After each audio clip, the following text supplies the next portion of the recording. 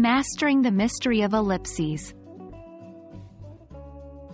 Hello, and welcome back to our English language learning series.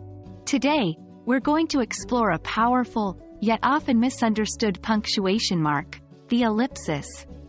This small trio of dots can completely change the meaning of a sentence and add a depth of emotion that few other punctuation marks can match.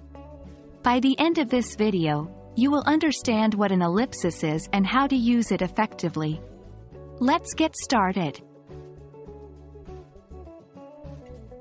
An ellipsis is a punctuation mark that consists of 3 periods, or dots, in a row. You may also see it as a single character in some fonts. The name, ellipsis, comes from the Greek word meaning omission, and that's a big clue about how we use it.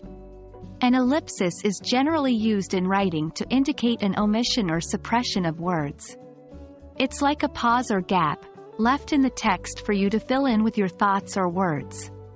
It's also used to create suspense or show an unfinished thought. Let's take a look at how we use ellipses in more detail. When you are writing, you might use an ellipsis in a few different ways. 1. Omission of words. This is especially common in quoted material. When a sentence is too long, or if you want to focus on the most relevant parts, you can use an ellipsis to remove some words.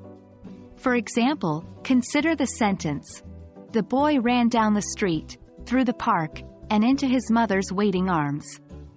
If you're only interested in the part about the park, you might quote it as, "The boy ran into his mother's waiting arms."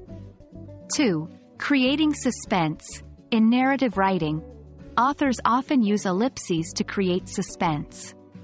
For instance, the door creaked open slowly and then, 3. Indicating an unfinished thought. Sometimes, an ellipsis can show that a person's words or thoughts have trailed off.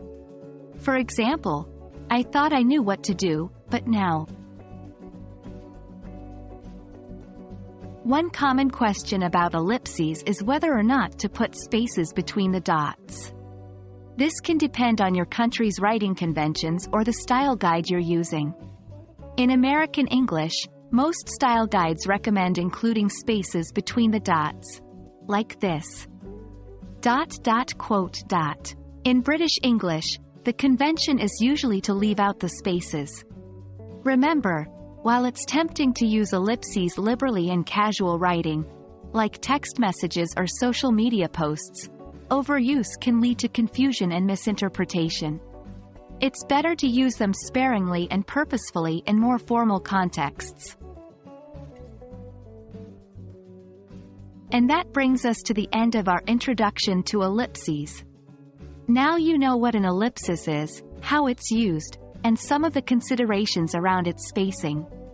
Next time you come across these 3 little dots, you'll know just what to do. Thanks for joining us today, and we look forward to seeing you in the next video.